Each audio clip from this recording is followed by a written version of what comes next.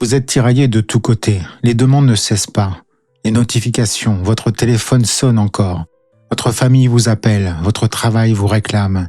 Le monde veut votre attention, votre énergie, votre présence. Et vous sentez que vous vous éparpillez. Vous voyez, comme si vous étiez en 1000 morceaux, partout sauf là où vous devriez être, en vous-même. Bonjour, bienvenue sur Émettre. Aujourd'hui, je vous raconte l'histoire d'Hestia, la déesse du foyer, celle qui reste immobile au centre pendant que tout s'agite autour d'elle. Ce n'est pas une vieille légende, c'est peut-être votre passage actuel. Écoutez bien, vous allez comprendre pourquoi cela résonne en vous. Imaginez la scène. Hestia, l'aînée des dieux, première née, première dévorée, première libérée. Mais Hestia fait un choix que personne ne comprend. Regardez ce qui se passe. Ses frères et sœurs, Zeus, Poséidon, Hadès, Héra et Déméter, se disputent le pouvoir. Ils se font la guerre et ils conquièrent des royaumes. Hestia refuse tout cela. Apollon la courtise, Poséidon la désire et elle dit non. Non au mariage, non au pouvoir, non à l'agitation. Zeus, impressionné par cette souveraineté tranquille, lui accorde un privilège unique. Elle sera la déesse du foyer, du feu central, du cœur de toute maison, de toute cité, de tout temple. Et elle ne bougera jamais. Imaginez, pendant que les autres dieux partent en guerre, en aventure, en conquête, Hestia reste. Elle garde le feu.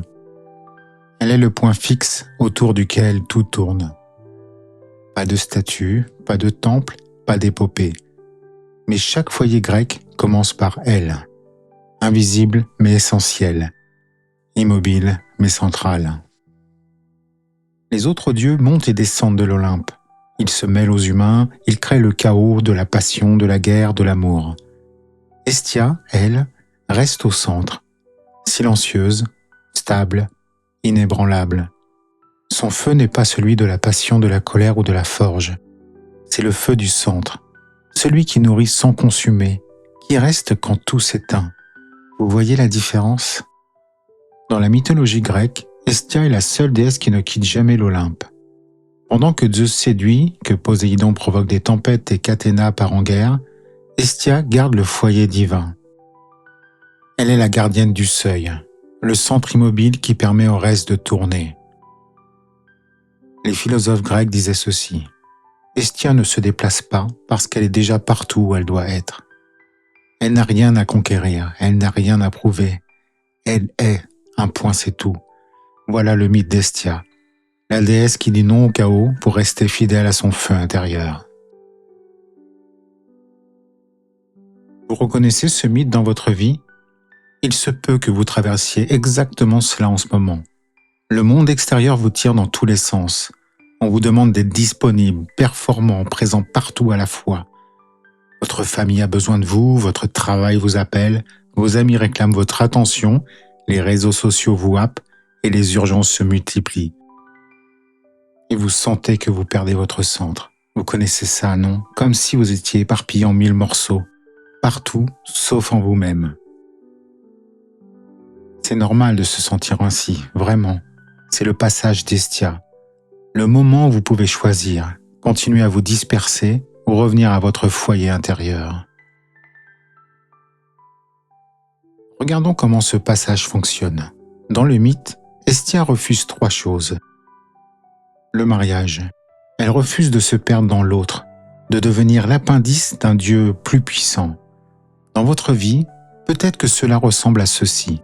Ne pas vous fondre dans les besoins des autres au point de disparaître. Exemple concret, dire non à une obligation sociale qui vous vide, même si cela ferait plaisir.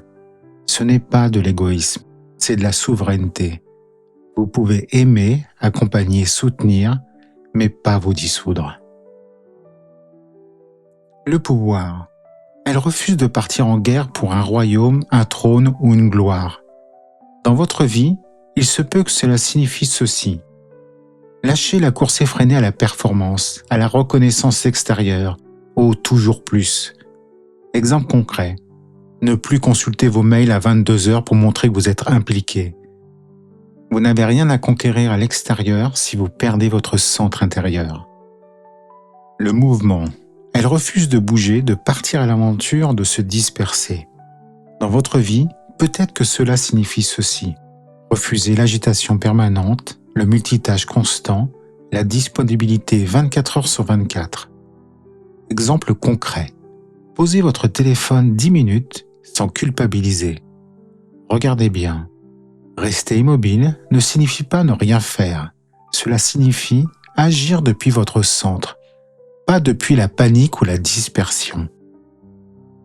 Hestia garde le feu.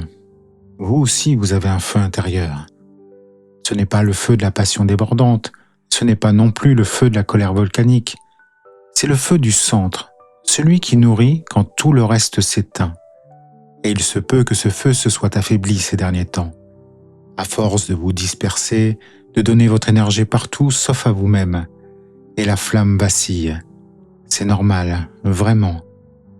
Le passage d'Hestia vous invite à revenir au foyer, à rallumer le feu central, à vous poser cette question. Où est mon centre? Et qu'est-ce qui m'en éloigne?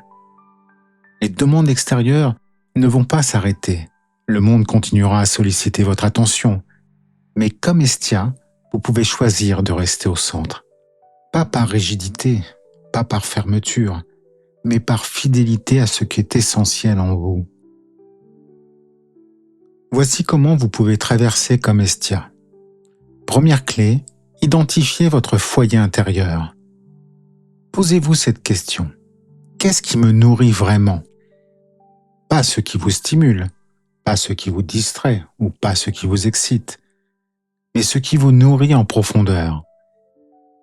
Pour certains, c'est le silence, pour d'autres, une marche en nature, la lecture, la création, ou bien cuisiner.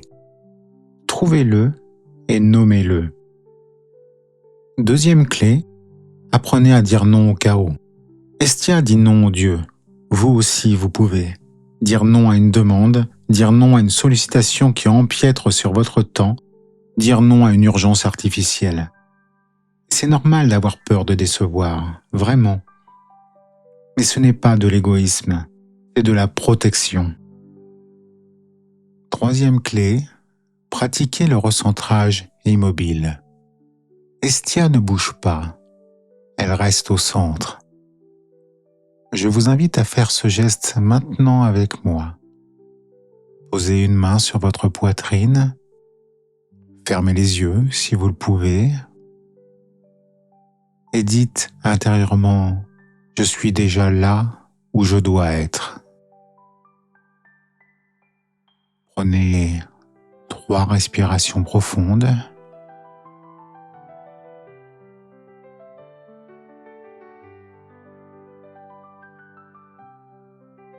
Imaginez au centre de votre poitrine un feu doux, stable. Ce feu est votre centre, votre point fixe. Observez-le.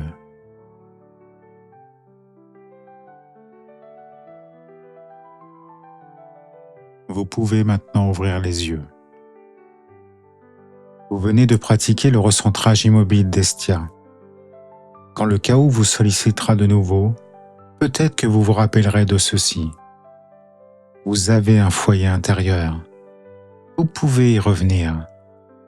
3 respirations profondes, les yeux fermés, la main sur le cœur. Ce geste simple est votre pont solide. Le mythe d'Hestia n'est pas une légende ancienne. C'est une carte pour rester en vous malgré le chaos. Le feu est allumé, à vous de le garder. Si ce passage d'Hestia résonne en vous, il se peut que vous soyez en train de traverser une phase où vos archétypes intérieurs cherchent un nouvel équilibre. J'ai créé un guide gratuit qui pourrait vous éclairer.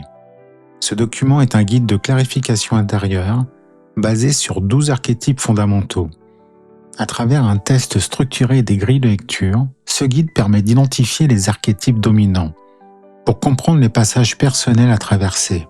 Ce support s'adresse aux personnes qui sentent qu'elles tournent en rond, répètent les mêmes schémas ou traversent une phase de transition.